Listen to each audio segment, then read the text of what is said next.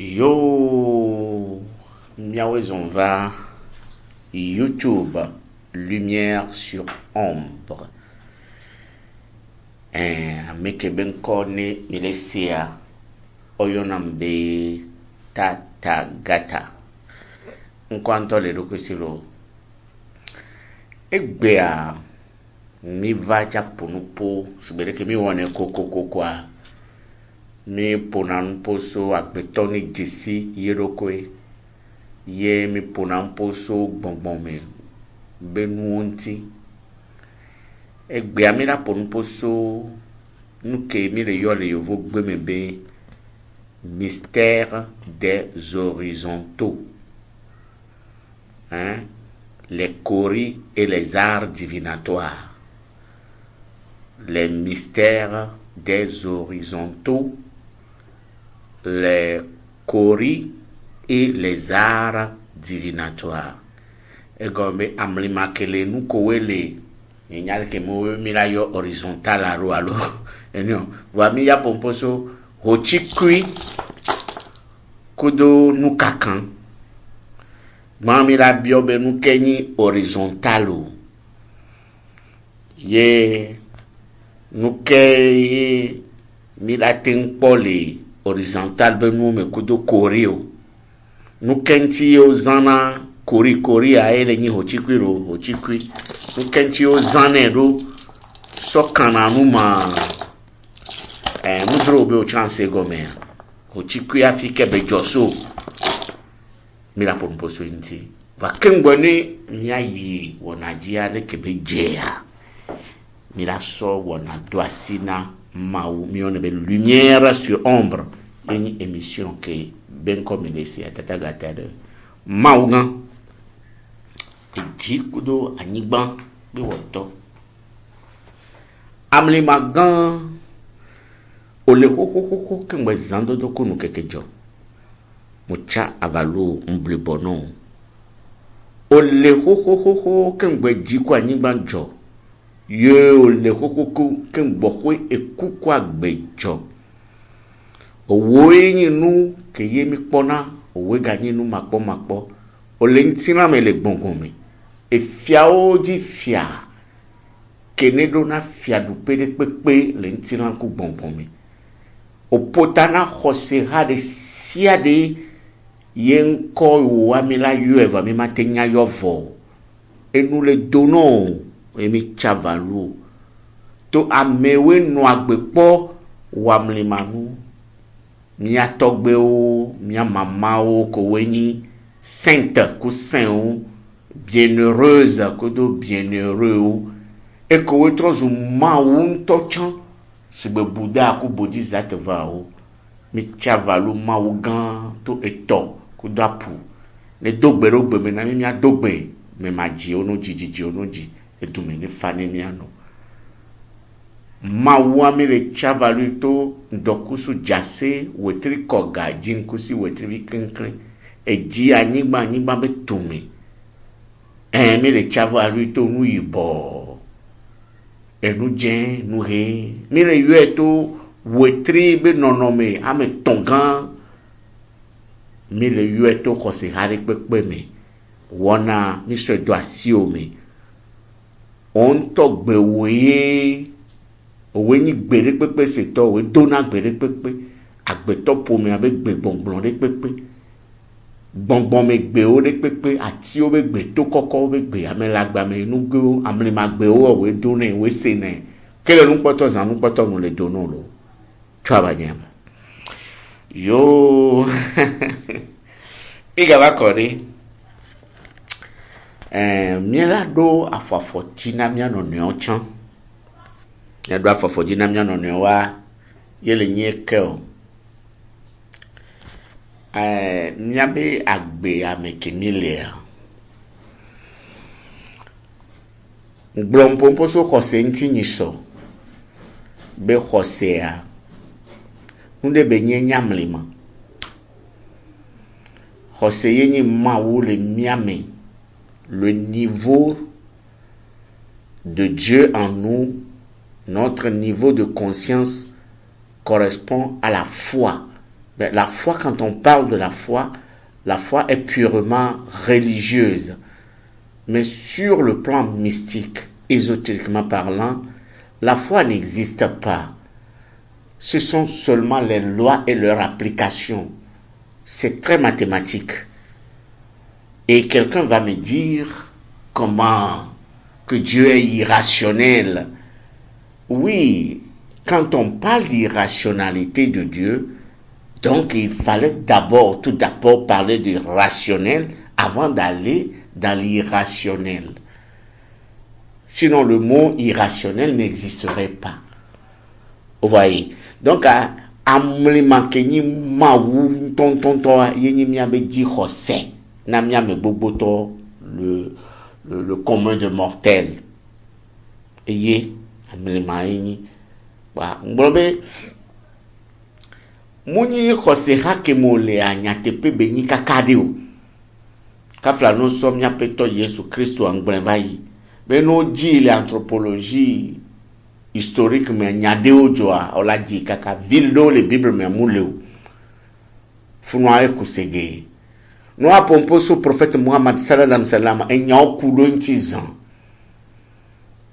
ye wa pompo so Bouddha chantia enya oleke mule tout à fait vérifié vois mi matem glombe ke le nene kwa José hawa jedadayo nu keji yo José roa ma ou se manifester dans l'ami ne peji o José roa e José wa pen tout ola wa mlimanu wa meke subo toblibo ne si yo kunaro kopume yo subona ni o kadweji o ponde lemea o don se wa meke subo apu eno wanti mia peto Yesu Kristo brobe ngora bu José le pepeto mia peto Yesu Kristo mle blankuji egbrombe amekene do José sigbe logo kuvitu queen enia era tona topli bobene jolefi donc adjreko mi wona kudo mi abe José onti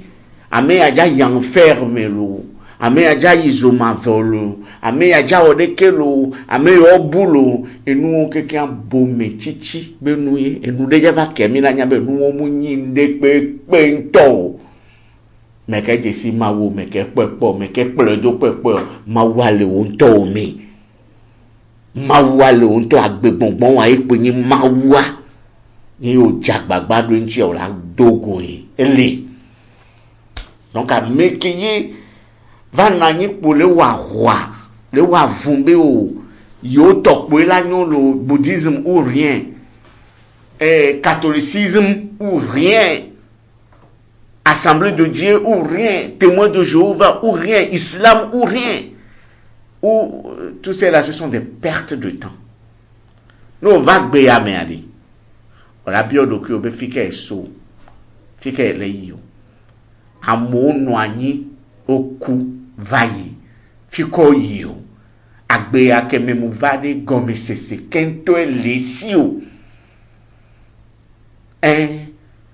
Gome sese vifia et nous avons tellement be mi nglobe gome sese wan kwa no ya fili pepea nu ka gbeto le jenibe leke ma o ke ma desron nu no na la tono be no nyiwa me no kwa ojago ma me nyaka tela nyi chitolo awo e gbeko si so feto me abe nu la o munyi bo do na gbera gro yo la twa pe la ple fun la nyi mu munyi bo do na gbera gro wona ntepe yentia ya girala nonti o omnya nke gbe otovo omnya de ke to walero jido ku ogomi nya me do mi mate wonu ba di o la inu ope ma di o la wode ke ma do la dogbeda na mo le dogbeda 10% o la de 60% wa nu ko le je on pope wakati o to nti o no la tin se agbe agome a agbe ara vivi no ajere wulu ko mi ona le miambe José haome kota haome nuo kekeke nwa bome chichiye eye ponji be magbon bome chichiye nu ve dome na me gbegbere jona so funu nya le fia otonyi loji to ma lo pe nyon gbo ma pla nu le gbo otenyi kerubin and seraphim le mi yone ro brotherhood ma dorako alors christianisme c'est laissé ma vivi konto petone kame tole ya chome konyi vato nyato aga vivi nanto jenkume kudo nkeo en lankon surabi amene to na mbele ao docteur Areblamo nintenya fiebele fio ego abe jenkume nyo communion fifi amabio minyare jenkume nyo communion nyawa jenkume enyo communion amene la gombe jenkume pena la domene o la dui ba communion ma bono bi shinde pe ko 20 de po la nu kaka wa mele to na be kaka la so do adeji kwa esre o ma se vivini o va communion no dui kaka dui vola goli la de aduto me amisi amekodo toy e won keke an hose mi aso ko nu pe voile amenyi tote hose be nya wowo ni apanko no le church chane ji dede o dede mu le Yesu me o dede le Yesu be nu wona me je suis le chemin et la voie alors je suis la parole le chemin et la voie nyan se ne gomi me gomi be yenyi Yesu no yo ya e be zons be de kenye chamule fais comme Jésus comment Jésus priait. Comment est-ce qu'il priait? Qui est-ce qu'il appelait? Pourquoi il allait dans les montagnes au bord des fleuves? Quel était son secret? Marche, ressemble à Jésus pour devenir chrétien. Et non pas de l'invoquer, c'est ça l'erreur. On invoque pas, Jésus n'est pas quelque chose à adorer, c'est un exemple palpable à suivre. Donc nous devons faire des recherches. C'est de la même manière pour devenir un bouddhiste, il faut chercher à ressembler au mieux au Bouddha. À ses pratiques mystiques, à ses pratiques orthodoxes, orthodoxes, catholiques à tout le monde. Donc, Mouni bena de miano wajre olo, wajre benu wa kaflazi andre, mouni ndekpe ogo yelo, et nous jeji na me moule sumo molo, moule hake mololo, seme nuenyi, ajelo e pombe magbron to yo que mille lumières sur ombre émission spirituelle que tata gatona no bedo YouTube dit oser lumière sur ombre quoi voilà dogo nyabe émission nyabe nomba wele ni 93 02 43 13 allo 90 29 92 26 ne oyo le nomba wanje la dogomi ne obe aten pero mi antichon ne mi aga no wa émission anuele ayomi le fun egbe a mi jibe mi aponu poso hochi quinti o chayo nya ponuposo hochi quinti muchavalo afan kala keke mamisio azipenu no lao chambasio keke le keke ame chavalu mi le gbongbon me ntilan me chan chavalu mi le mi abe do pepe ja ponuposo hochi quinti lo le ma de gome do ade nu kenyi hochi kwima fiko pone le nkenti o so kana muro ma allo enyawa mi jagbon egbe awon mu yi hochi kwi po da hochi kwi no wa le kuloya le mi abe blema du ko mi akata du ko kananu o kananu nukakan mu ni afan poyo afan chan ni nukakan de kade geomancy fa e chan le mi oti dada e to me popo apipi me popo atefrira nyigban won keke won mi ona obe art divinatoire kengbe voyance ntoli soit par intuition soit par des rêves et par clairvoyance e anyi gbogbomenu nana ya gbe o donaroda yo kona tutudodo le gbongbon mi yeno sogbe a gbongbon kele o me a la hun ku tongo ano nu nyabe nkuvia nsembe nkuvia gbongbon la mememe nkuvia do be ya kele tanami ya mi le so le ponwa ntina me pobe mi pona nu ko cha mi pona mi nyabe nyawo be ni emi le kpo robe mi kpo na no fofofo me sia me toy wa hochikuya art divinatoire nka kan benya kengbe mi na ponu poso hochikwintia mi akpo be na le keke ya me ati so gaeli yo ati so galo moze pinwa ede so ayame ede so gomi yo vo gbonabe le vertical et l'horizontal. Donc à bonbonde onina vertical c'est vrai eto ati onina vertical o souvent le lo e khodo mituna Obélix allo Tour Eiffel allo Statue de la Liberté presque à non do jure pepe mea du gangano mea otana nuo inayami ejejia Vishnu Shiva tobonabe Shiva lingam Shiva be voewa Shiva be nusenwa donc wonande be kokona par exemple pyramide de Chan et les sous-souami na miatobe ko no Égypte les nilotika. Il y a les verticales et il y a les verticales, il y a les horizons, disons les horizontaux alors les verticaux les mignons vertical horizontal là ni ponon les règnes minérales mi e gombe ni la po les anigbanto ebe yimpuna du vo le tepe de kala file pepe be revis roma jemun le olo me de chipum flana anigban revi que les rois na formule si o matin zro ye matin jechon mia ponu poso etonti horizontal a eto kwa puko to a oyo na to sasra be na dan to sasra de pepe a dan yin la pobe dan si na te zona le basike jo ke wa mle mai ao dan robe sra na se be to sasra ye dan mo zona china moto njina mo le gbe me donako ne ne ami brona be tokele sra mu lona pe jamani olo esra na kaka kona ro apumi kapla no yakumu ya fidea apumla nkona apumla hu abe nko le hu asi ola done abe moya kejeje ane toni no nkoni no gbebe tokele sra mu sra na china moto mu lona pe janani nde pe chamulo ni ya kore fike ya kore ro nyawea ni tobe mono sra na le kaka fi be so na le kaka ba kona ro apumi egbe won ko sa ela na be fiko soa la jede o la yifu la gbovalo o sea ni pe ni mu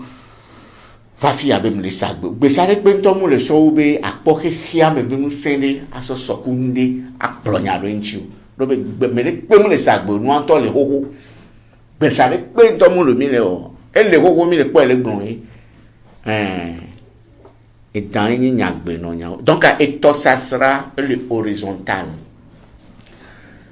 retukuya enona enua me veme enona togomeda alo enona nyigba be tuni enua agbe yin va yovo yo na be mollusque efion be gomelan be yin sibele ke mi atenpo abobo mi atokpo adokon mi atenpo gomelandio a grand gohan to chan a grand chan ni ni apepe bele won voa nu ebe jo nyenyi be enonda kaka etogomeda ye mi akpo do jisibe le kekea be wowo mea gomenjejia esiele ni mi han yoba mi la po ponposo vodribanchi sigbe mawu nto eni Job le Bible me no Bhagavad Gita ola po be gomenjejia vodribai ye nyekuwa mi ni vodribale mi no ba don nyan ko lo be vodriba e dan be ke le sigomeda nko le si nyima yue donc a hochikuya e chan sigomeda be nona va mi anya benade le hehe godoglo yami nous que la ten tuhonami ou Bible ou Coran ou Bhagavad Gita ou maître de pepea Nga dit la fille de pepo. Essayer, appuyer. Appuyer. Et vegoa, anigba. Que dit misona. Voit et beaucoup de anigba wa mea. Yemi le po hochikui. Le wa gomeda. Lobe hochikui la hochi. Nous qui tia et popo mu den mu fao. Ye nu e beduna ma va gbe na mi. Nous y hochikui ane lagbea. Mollusque wan ne lagbea nu ke beduna e kudo a kontoro no na togo me kudo towa. Oyono be vodriba. Et doni na to hosu, le dieu dessous les eaux, Poséidon. Alors le Seigneur Neptune. Alors le Seigneur encore, il dit maillot de haut. On va non nya de haut. Bible nya, Coran chan nya. Nya togbe nya, mais nous qui la tin tuho na mi ici. Donc et si toi les locaux si a bonbon les misans. Il bonbon que les togome et bagome les tobe togome yeni ochikuya kafla nous de pepe ko na be mollusca ne jido kengbe diala datu bar budekia 30 minutes avant la foudre, mollusque onyana. Kengwe dila datu 30 minutes. Onyahoho. Yofiko ino, oyina kaka apua gomida. Avec bebe so datua. Mutu somudanatu bosro. Somadatu bosro. Bosro a baleine bleue. Mi avait dit l'ordinateur, mais mi a dit le Google, mais mi a bien benaré. Et dit sur la foudre, est-ce que la foudre peut frapper la baleine bleue? Est-ce que la foudre peut frapper le mollusque? Impossible. Nate verme. Et puis on me, ouais, on est déjà joa, on y a na hoho, n'a pou jawadan, on y a, n'indokusu jahwa, on y a. Ne anigbaja won onya ho yo la pobe no na gome me la re pepetele no bu no won to na na gbe kaka kuna e jeje la re pembu na o sina rochikwilo ebe nya gbon mi le kudo mollusque boboto e tia o la te no agbe sibere ko le do a be kongo menje na zo do klolo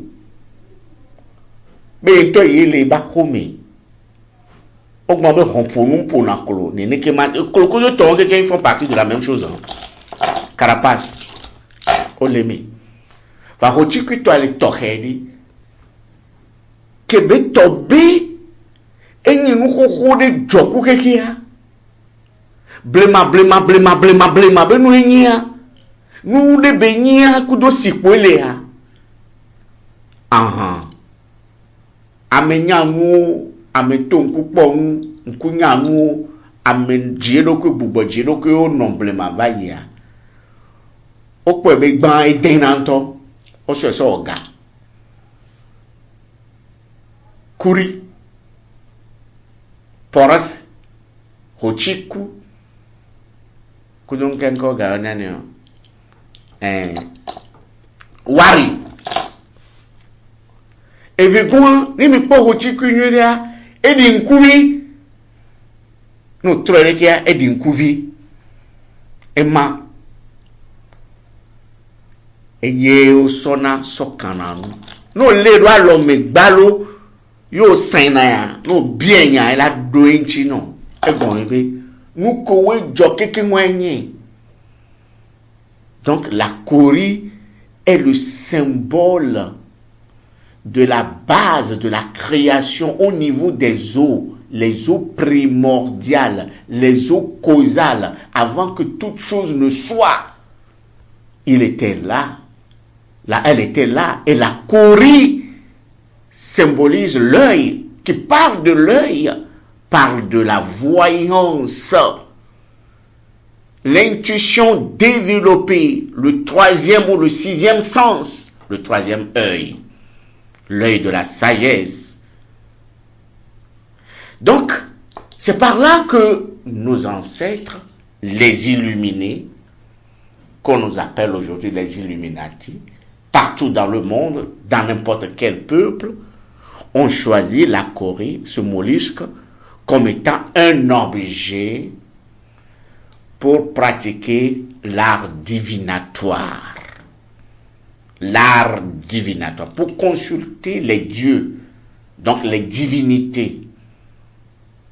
Donc, parce qu'il était depuis là, sauf l'océan, le dépasse en âge. Ameno kanaro chikuya, on connaît roi Nigban. Mami sideo le, egbepo, fiasse papa vi, et nous allons donner. Egbepo moulo, on en beme.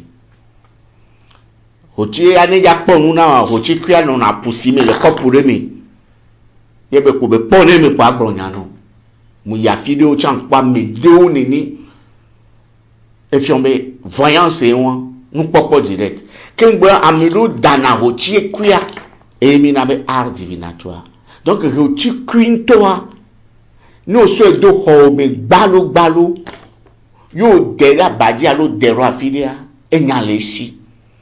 Bon la hangavano e gabe nu ya minga so no odo do ba nyigba jenui wa hochi kuya kuva lagbe do be eno togo me po eno anyigba be tu me po e do contact do monde an to be gome jeje gbongbon ho ko we la ten tu ho na hehia mbe mi hran le job me le ke votre vale ponu na job be onya meke otoa onya meke worekea onya meke limité na nuya hochi kui le fou. Donc et nous wantiye nya togbe ozana hochi kui o so pona nu ye o so sina le gbongbon mi nu popo a nya togbe gbogbo to mu yin be ava kwa bi obe aha meke be awu vini o meke ndo la de o pe na mdabe na nusu ya kunyonu ya de nyakele wa me o pe na ao enwa chanle vanu veve to anyi be ne keke aja no somedo ejijaja catastrophe le jajoa ayavun le japoa nu kemila o la jema unu le kemi atendo haku gbongbon. Donc la Corée même a été objet de vénération, d'adoration. Et si on soubona hochikui. Nenya so yi vojude o mele Nigeria kakakakaka na fifia. Ni manyo de o ife oyo. Abe okuta idasa kude to kekekekekwa hochikui le vevede nto. Nemi jo le funu mi troyi tado ajache yemi va alada chamba gbogbo to wa hochikwi nke nti o so na chamba so na hochikwi lo chamba o so hochikwi so premier ba mu o matemu ni chamba jikwi ye hochikwi ma nani o yene hojipilia agajipina nani hojipieni hochi ega olepoya va sans ega bonbon me benu benyi osumona ega nu benyi zena me sigbe danine hochi kia danke changi dobe yekudo danwe no na togo bodi wan legbo okpo fifia. Donc pourquoi utilise-t-on la Corée pour procéder à l'oracle et les arts divinatoires? Et nous kentiye o utiliser na hochikwi so kananu alo nkentio o zana hochikwi so plenanu do ma enya enwa lo etoku anyigban etoku do anyigban egbeme ade miragate subo eto miragate subo anyigban amoku na si gbalo tobesi apobesi akponu lemi amedo zonado na siame inyako la gbon la no développer après 6e sens ou la no chakudo keke abe bonbon donc lo pa medele itoto amedele yaputa sibere ke Nyatogbe Gang Guru Nanak, le fondateur du sikhisme. Et il a toto eji Yesu ami sebe il a totame. Et il a toto amedo mlana nyiro anyigban eji ola pobe amea ele je nu sin. Ye nyawa nyamero mi we. Nyamelo mi va be mi va pompo so mi arokoto mi amedewa mi jagbagba be mi achakudo ehehia be nusen do be wo kele na apo une fois par semaine a joma so va essayer de yo la nozan amelo prena hochukwi gbalo aso doze adiro togbo des années pendant pour donner et nyako blona ho chikria no de to dare no bien la do nchino dobe tout corps émet une vibration, une lumière. Ça peut être visible, invisible, des ondes aussi. Ho chikribe onda munye gbetoyo e sinto e fiombe no se dona homea ye on tochon opona mlane o nyambena enude benyi joku keka ye kaka e togome benona kele nukpoto za nukpoto benyi nkule tenya no le pumlea oni mamisio oni dansio oni logimeto catholique to oni o gbeno pumle le miabe hosi ajipo ola pobe ndeja joa ola khoela nome ola pontega ola segbedidi nukentiye osubona hochikrienwa. Donc il fait partie du règne minéraux, voix, animal béni. Le fait qu'il est animal, un être vivant, il possède l'intelligence. Et cette intelligence est en rapport, ou à la tête même, de l'intelligence cosmique. Ola pobe nuantiye ne ota pyramide ka ovatana nkuvi de pyramide avec tame. To bobe nkuvi enye hochikuya et togome dabe les voix. On va essayer d'en aller fond. Donc l'animal qui est dans ce mollusque de la Corée mollusque, cet animal est doté de pouvoirs spirituels. On ne peut plus. Au-delà de la voyance, au-delà des énergies que nous pouvions imaginer, elle a des énergies. L'intelligence. Le proposition d'intelligence, intelligence, c'est l'âme cosmique. C'est l'âme universelle. Vous voyez, c'est l'âme de la nature. Tout. Atire d'amour, enya, enlare d'amour, enya. Blona mi be, ni réflexion, to chanda datou 15 minutes avant, alors 30 minutes avant, eux ils le savent. Na nigban hunhua, a nigban, les gens hunhua, la fidéa, tremblement de terre. À une semaine déjà, ils le savent. Au moins une semaine, ils le savent. On y en a hunhua. Yeti a mekewele na nkudo, en la onchi. Fite hevio zrovale yo. Nou kenti abobo le lia atijiro. Nou kenti o yaputa ofo hochikwido. Nou anti hochikwinina, le symbole de la divinité dans le vaudou. nous sommes au chikui na wa egomeni be vaudou ni au chikui. Nous les gars symboliser vaudou au chikui ni na nkenchum so nu buo. Au chikui ni na ta au chikui muni vaudou alon amewunu bobofo mbeni o.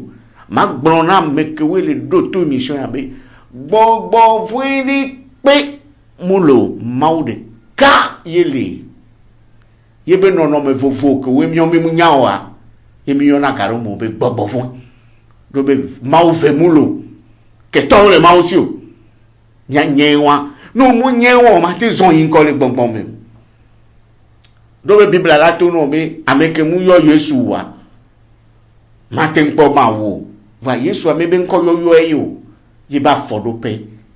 Nous pas Yesu ba mlima ko be wa olanya be c'est un mystique. Munya mede yo ngro mari dare be va le sumo. Et le pour beaucoup de kekia, si nous devons comprendre la Bible, le Coran, la Bhagavad Gita, le livre des morts, nous devons nous intéresser à communier avec la nature. Alors, communier avec la nature devient une forme de l'animisme. Mais au-delà de l'animisme, il faut prêter oreille aussi aux choses qui veut nous parler. La nature nous parle. Ce sont les bases d'un véritable, authentique mystique. Ken bohuyo la ni bonbon meme. Yo kafla onology me ka vont se ne pepe gomme. Nous pour rien. Bionya nigban. Bionya tio. Bionya tokoko, bionya mukowe no anyi kembo dio, bionya insecto, insecte, orula bion enya insecto, insecta, et nous aussi là, entiale, n'a mêlé le subo irlandais, et amené le subo ndea, abuta, mais au lieu que la zun abuta, mais un kebele poso même. Donc, les non-noméoméens, il y a le règne animal. D'abord, le règne minéral, le règne végétal, le règne animal inférieur, le règne animal supérieur ou l'humanité. Maintenant, après, il y a le règne des esprits jusqu'à la lumière infinie. Dans la croix, il y a le vertical qui coupe l'horizontal, ou c'est l'horizontal qui est en train de couper le vertical. Donc ça crée les 4 éléments de chaque côté de la croix. Maintenant, ces 4 éléments se trouvent en nous, chacun de nous.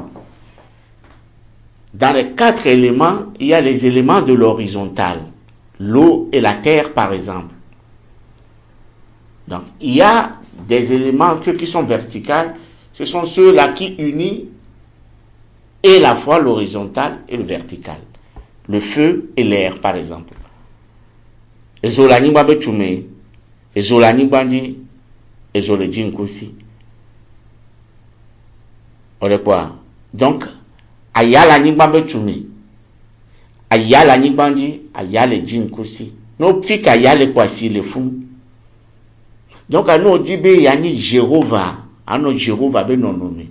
Et comme Yod, He, Vo, He, les 4 éléments, He, qu'on nettoie. Nous, ben, à ni legba na He, legba ni fike, He, antoba, klilea. Fiko sana vogan lea. Odula no ponupo. À nous, bionya dokyo, nous, me laisser gommer. À bionya He, ni a fan, pokokoko la kan, a fan le omelo, que nous, bionya dokyo, kingwe dans loin. Ola sende nyemu le blona mede to mission ya mebe chiri hose hake moleo nyemu le blombe fa daobe nu kole wa munyon. C'est une part de vérité, tel que je le dis aussi, c'est ma part de vérité. L'absolu n'existe pas. À chacun de trouver sa vérité selon votre niveau de compréhension ou je sais plus. Donc la Corée, est une entité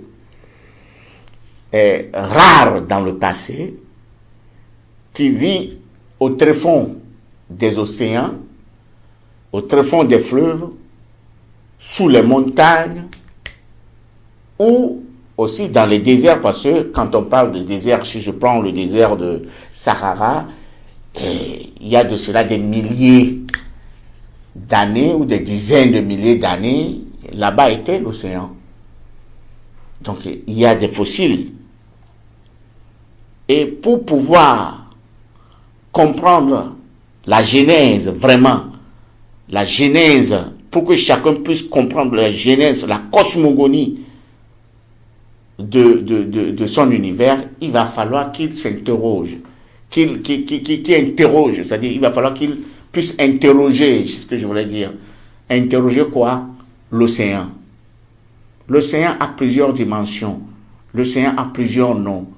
Et au fond des océans se trouvent des mollusques, ceux-là qui détiennent des secrets de notre existence.